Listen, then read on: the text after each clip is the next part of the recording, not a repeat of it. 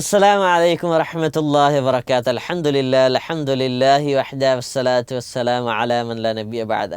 പ്രിയപ്പെട്ട കൂട്ടുകാരെ, എല്ലാവർക്കും സുഖം തന്നെയല്ലേ? അൽഹംദുലില്ലാഹ്, സുഖം തന്നെയാണ്. ഓക്കെ, നമ്മൾ ദ കീ ടു ജന്നയിലേക്ക് പ്രവേശിക്കുകയാണ്. പ്രവാചകൻ സല്ലല്ലാഹു അലൈഹി വസല്ലം ആയിരുന്നു കാന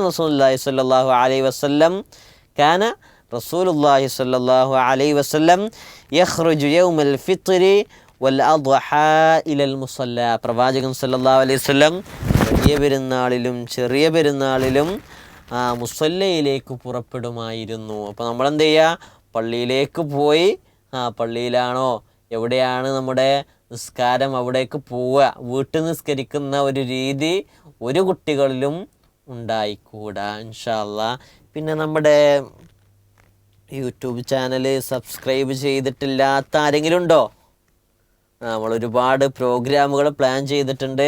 അതൊക്കെ നിങ്ങൾക്ക് കിട്ടണമെങ്കിൽ എന്ത് ചെയ്യുക? ഇൻഷാ അല്ലാഹ് എല്ലാവരും നമ്മുടെ യൂട്യൂബ് ചാനൽ സബ്സ്ക്രൈബ് ചെയ്യുക.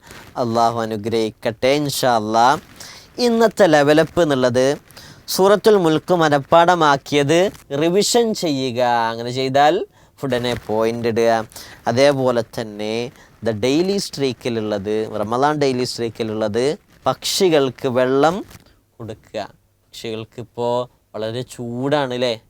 ഓക്കെ, അപ്പോൾ ഈ ഒരു സമയത്ത് പക്ഷികളൊക്കെ വളരെ ദാഹിച്ചിട്ടായിരിക്കും ഉണ്ടാകുക. അപ്പോൾ അവർക്ക് വെള്ളം കൊടുക്കുന്നതിലൂടെ ഒരുപാട് പുണ്യം നമുക്ക് കരസ്ഥമാക്കാൻ കഴിയും.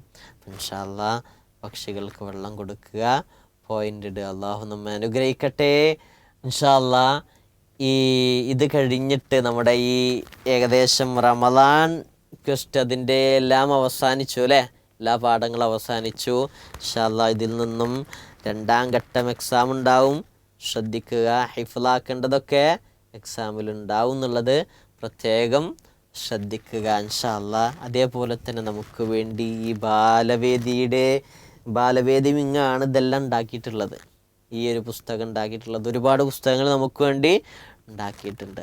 അവർക്ക് വേണ്ടി നിരന്തരം പ്രാർത്ഥിക്കുക.